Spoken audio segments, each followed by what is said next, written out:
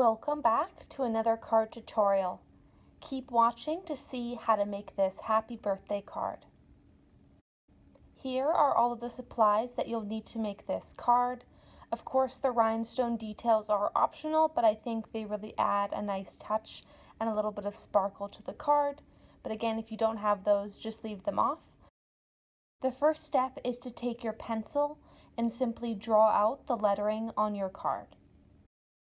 Once you have everything drawn out in pencil, switch over to a thin black pen.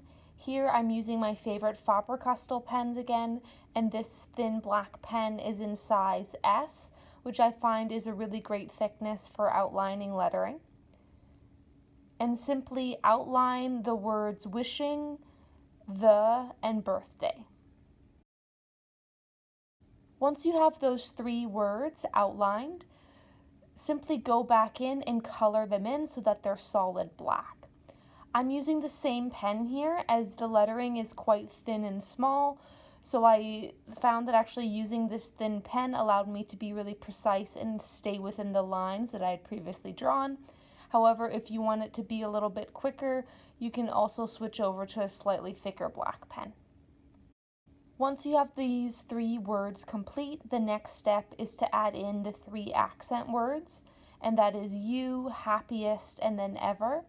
So I used a purple, kind of a magenta, and then a pink color for this, and so I simply just traced over the pencil lines that I had previously drawn for each word using a different color.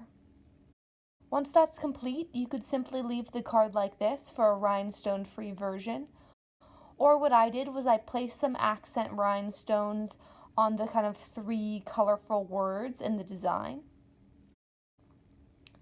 And once I was happy with the placement of the rhinestones, I simply just took my fast drying glue and glued them on. And once the glue is dry, this happy birthday card is complete. Thanks so much for watching. I hope you enjoyed this card tutorial and try making it yourself.